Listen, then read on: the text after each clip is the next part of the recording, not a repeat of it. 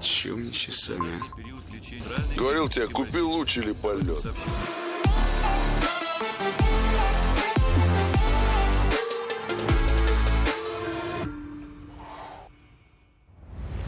Мы уже с вами смотрели на 6-е и 7-е Apple Watch. В 7-х Apple добавила увеличенный экран, и они стали заряжаться быстрее. Но вот Apple выпустила 8-ю версию, в которой отличий очень мало. Поэтому в этом ролике мы с вами посмотрим еще на прошивку WatchOS 9, а также я купил оба размера 8-х часов 41 мм и 45, чтобы мы могли сравнить, какие удобнее. Первое, что появилось в Apple Watch 8, это автоматическое определение аварий, как в iPhone 14. И на часах это выглядит логичнее, ведь iPhone при аварии может куда-нибудь улететь, а вот часы всегда останутся у вас на руке. И даже если у вас iPhone 13, 12, 11, где этой системы нет, докупив Apple Watch 8, она у вас появится. А после последнего обновления iPhone я стал получать много сообщений в личку и в комментариях на YouTube, что у вас или у ваших друзей система автоматического определения аварий сработала. А значит, Apple эту систему допилили, и как только станет тепло, мы сможем с вами повторить эксперимент с разбиванием машины. А я напомню, что когда вышел iPhone 14, мы с вами разбили машину об стену, и iPhone 14 аварию не увидел.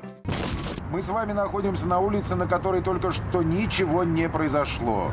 В Apple Watch 8 стоят те же датчики здоровья, что и в Apple Watch 7. Мы о них подробно говорили в моих прошлых роликах про часы. Если вкратце, то для большинства людей полезным будет только датчик пульса. Но в Apple Watch 8 добавили еще и датчик температуры. У него нет отдельного приложения, он работает сам по ночам, пока вы спите. И многие думали, что это будет замена классическому градуснику, который мы кладем либо под мышку, либо есть еще версия, которая кладется в рот. Но оказалось, что нет, часы не смогут вам показать температуру типа 36,6. Та температура, которая должна быть. Часы же измеряют температуру кожи на вашем запястье и смотрят, как она меняется в первую ночь, во вторую, в третью. Зачем это нужно? Ну, если вы мужчина, то незачем. А если вы девушка, то благодаря этому часы смогут показать вам каждый месяц определенный день, когда завести ребенка будет гораздо проще и через 9 месяцев его родить. Я родился. Для того, чтобы это заработало, девушкам нужно носить 8-е Apple Watch 2 месяца, не снимая их по ночам. Но все равно я могу открыть приложение здоровья и посмотреть на температуру запястья, даже если я мужчина. Ой, посмотрите, у меня тут в один из дней температура выросла на 0,61 градус.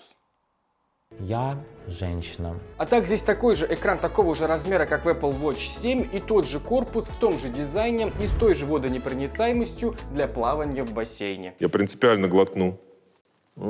Пройдемся по ценам. 41 мм сейчас стоит в среднем 31 тысячу рублей, а большая версия на 45 мм 33. То есть разница между ними не такая большая. Но в любом случае деньги просят немалые. Нужна высокооплачиваемая работа. Хотите попробовать стать разработчиком на Java, но у вас сейчас нет денег для оплаты учебы? В Kata Academy сделали обучение бесплатным до тех пор, пока вы не устроитесь на работу. Да, вы 7 месяцев проходите обучение на Java разработчика и не платите ничего. Если не тянете программу, вас просто отчисляют. Ничего платить не надо. Но когда закончите обучение, Kata гарантирует своим студентам, что после прохождения курса вы получите работу с минимальной зарплатой от 100 тысяч рублей. Это прописано в договоре. Не получили работу, опять же ничего не платите. Получили работу с зарплатой от 100 тысяч рублей, за обучение Kata возьмет 17% с вашего дохода на руки в течение 2 лет. При такой схеме Kata очень заинтересованы, чтобы вы выучились максимально хорошо. Поэтому тут индивидуальный подход, каждый студент двигается в своем темпе, и вы не перейдете на следующий этап, пока не сдадите предыдущий. К кандидатам есть 2 требования. Во-первых, вам нужно будет выполнить тестовое задание. Оно рассчитано на начальный уровень, но даже с нуля можно с ним справиться за 2 недели. Оно больше предназначено для того, чтобы вы как студент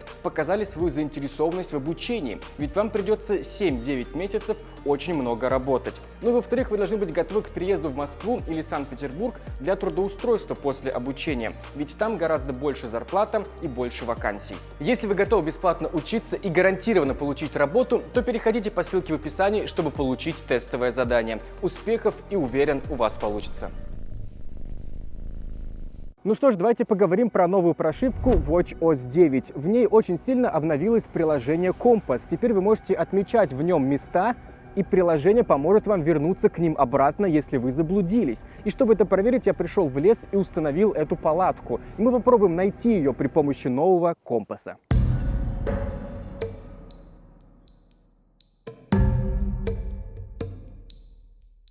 Чтобы добавить палатку в компас, нажимаем на иконку добавления. Голосом называем точку «Палатка», затем среди всех иконок выбираем иконку палатки. И вот она появилась в компасе. Делаю глоток еще теплого кофе и ухожу от палатки вглубь леса, так, чтобы ее не было видно. Чтобы вернуться обратно к палатке, нажимаем на точку на компасе, и он показывает, что я отошел аж на 331 метр. Если поворачиваемся не в ту сторону, палатка съезжает по кругу и появляется надпись «Налево». Поворачиваемся налево, и компас пишет «Идти вперед». И вот я пробираюсь по компасу, причем иду строго прямо, поэтому моих прошлых следов на дороге уже нет. Расстояние на компасе уменьшилось до 140 метров. Прошел еще 100 метров, когда осталось всего 40. Впереди между деревьев обнаруживаю палатку. И вот пробираюсь последние 40 метров пути, надпись на часах «Вы на месте». И действительно, вот она палатка. Ну что же, эксперимент удался. Благодаря часам я нашел свою палатку, а значит, не останусь голодным. И смогу доесть свою половинку банана и допить холодный кофе. Иду сейчас, и потом я увидел шалаш бомжа. Шалаш бомжа, вот.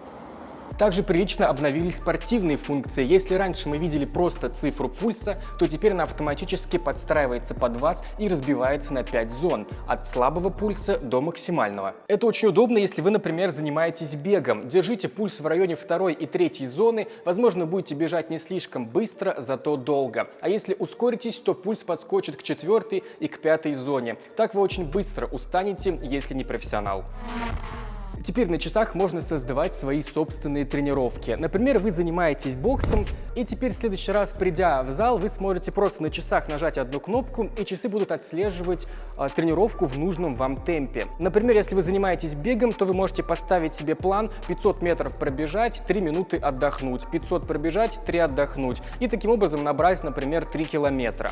И затем вы просто приходите на улицу, нажимаете одну кнопку, и часы сами будут отслеживать эти 500 метров и эти 3 минуты. Это будет удобно, если вы только начинающий, и вот таким образом у вас появляется больше стимула бегать хотя бы на короткие расстояния. И мне кажется, в будущем часы научатся понимать, какое именно упражнение вы делаете, проверять вашу технику, считать повторы, да и в целом как тренер говорить вам, что и как делать. От вас нужно будет просто нажать одну кнопку.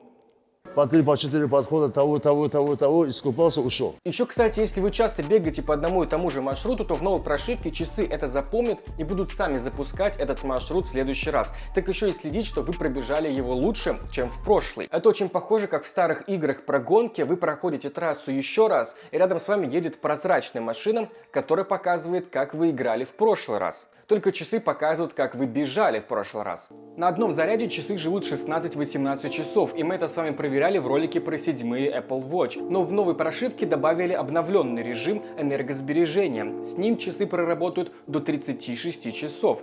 Правда, такие функции, как, например, вечно работающий экран, медицинские показатели, работающие фоном, больше работать не будут. Плюс еще несколько моментов. В общем, часы превращаются в самый простой браслет, показывающий уведомления, которые, кстати, будут приходить с задержкой. Не вижу смысла ходить с этим режимом каждый день, но его можно включить, когда вы, например, знаете, что 2 дня у вас не будет зарядки, или когда остается уж совсем мало заряда. Свои Apple Watch я в основном использую для 2 вещей. Во-первых, это отслеживание спорта. Например, если хотите похудеть, рекомендую посмотреть мой ролик про Apple Watch 7. И для отслеживания сна. Раньше я думал, что сплю стабильно по 8 часов, но благодаря часам узнал, что на самом деле 6-6,5. И благодаря новой прошивке Apple Watch научились отслеживать еще и фазы сна. Раньше над Apple довольно часто смеялись, что даже самый недорогой браслет давно это уже умеет делать. Когда мы спим, то проходим 3 фазы сна. Быстрый сон, глубокий и базовый. Правда, зачем это отслеживать, до конца непонятно. Например, нам известно, что когда вы проходите быструю фазу, то вам снятся сны.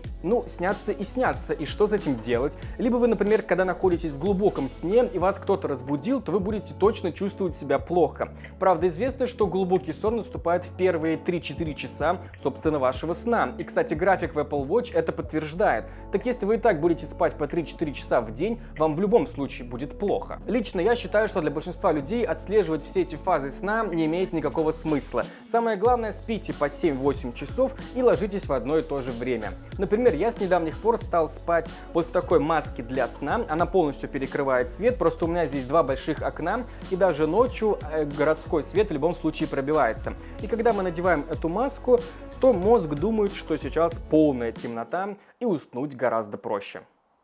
Здесь кто-нибудь есть?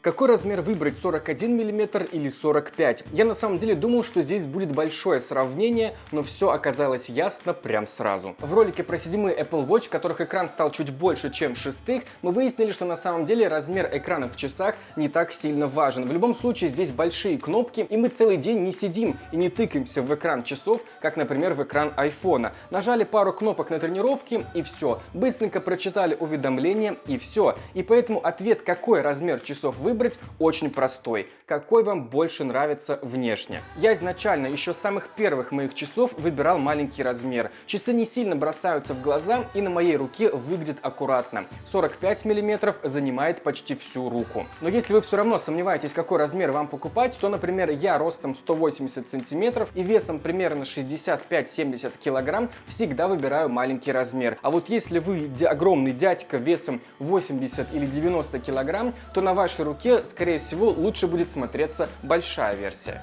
Но какого-то преимущества от большого экрана на больших часах я не заметил, только замечал, что мне дискомфортно от того, что они такие большие и не очень смотрятся на моей, наверное, не самой большой руке. Ну что же, господа, давайте сами делайте выводы, а у нас их сегодня аж целых 3. Какие часы покупать, 41 мм или 45? Самый простой способ — это посмотреть на вашу комплекцию. В новой прошивке Watch OS 9 мне больше всего понравилось это пульсовые зоны. Я теперь действительно, когда в зале бегаю на беговой дорожке, не нужно смотреть каждый раз, какой у тебя пульс. Часы сами сообщают, что я перешел из одной пульсовой зоны в другую. Ну и, конечно же, новый компас, где есть возможность отмечать всякие места. Ну а стоит ли покупать Apple Watch 8, то однозначно нет. Это, наверное, самое скучное обновление, которое когда-либо выходило. Если у вас уже есть какие-то часы, то поберегите ваши деньги. Лучше съездите на них с друзьями или с семьей на природу, например, в лес.